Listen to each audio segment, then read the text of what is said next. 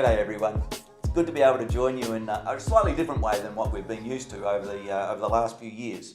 But it might be a way that we have to get used to in these coming months as we just look at new ways and different ways of being able to connect with each other in these different days. So we're going to try this. We're going to send out a weekly newsletter and also hopefully do some video links with that as well.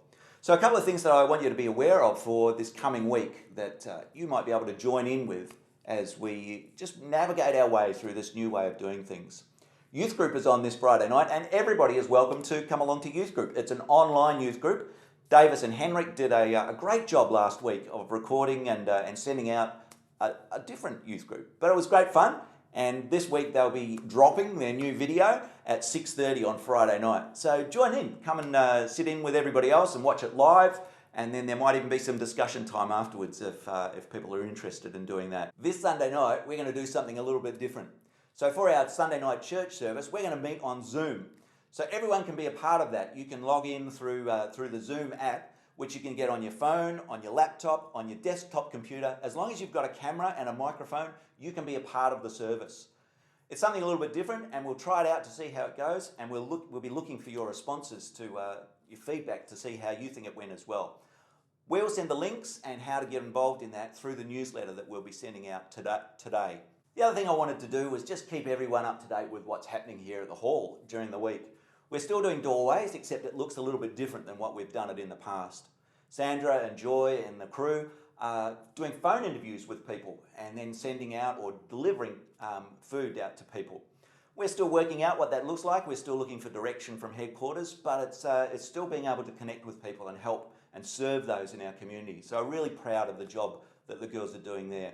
We're also still getting our bread from Baker's Delight 3 times a week, and we're giving that out to people. We're just putting it out on the table so that people can come and grab that, and that's still working well as well. One of the things we're finding though at the moment is that not so many people are coming along. It's a little bit quiet. We think that's going to be the lull before the storm. Keep tuned and we'll keep you up to date with what's happening in those services. We're also, I just wanted to let you know, some of you will recognise or know that we had a fire at our bin and for the thrift shop a couple of weeks ago. And we've just had that repaired, so we thought we'd show you the new and improved donation bin, even though it's locked at the moment. The shop's completely shut down, we can't receive any donations, but the bin looks really lovely. And here it is, you can see it on your screen now. So I'm here with Shalla, and there's some really exciting stuff still going on with the children's ministries. Shalla, we're maintaining social distancing, excellent job. Tell us a little bit though about what's happening, what you've done so far for the kids. Yep, so our biggest impact at the moment is still connecting with people. So we've sent out some kids packs. They arrived early last week to all our kids involved, and we're currently working on some new exciting things to send out. Fantastic, Yes. That's exciting. Easter coming up, anything special happening there? Still in the pipe works, but there is an Easter pack coming to your doors early next week. The girls are working on that now while we're here, and it's pretty exciting. Something for everybody. Fantastic. Thank you very much for all that you're doing and for the whole team. We really appreciate the fact that you're keeping going with all this and keeping in connection with the kids. So thank you. Good job. Thank you. Just a final thought. This week is Palm Sunday, where we really start to think about Easter and what all that means for us. Palm Sunday for me is always a great lead into that because it's the celebration of Jesus coming into the city of Jerusalem and everyone recognising him and celebrating his coming into not just the city, but for some of them into their lives.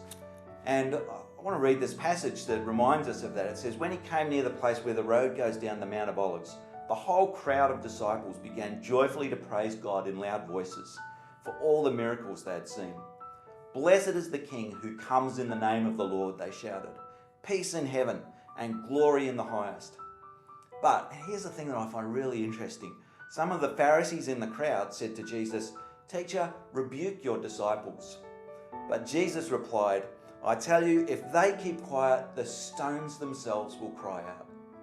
I love that idea because it says to us that when we recognise Jesus coming into our lives, when we recognise who he is and what he can do in us, there's something that can't be kept quiet in us. There's something in our souls that just has to call out, something that just wants to yell out our praise and our thanks and give honour to Jesus for all that he is and for all that he's done and all he's going to do for us. And particularly as we think about this Easter period and going into that, I just want to keep that thought in your mind. That in these days when there's confusion and uncertainty and we're trying to find where God is in the midst of all of these things, we recognize that He still comes into our lives. He still comes into our hearts. And He has something to say to us, particularly at this such important time of the year of Easter. And when you recognize that, your heart will cry out in praise and thanks to God. I hope that's your experience this weekend and in the days ahead as we celebrate. Not together so much, but still as one family. God bless you.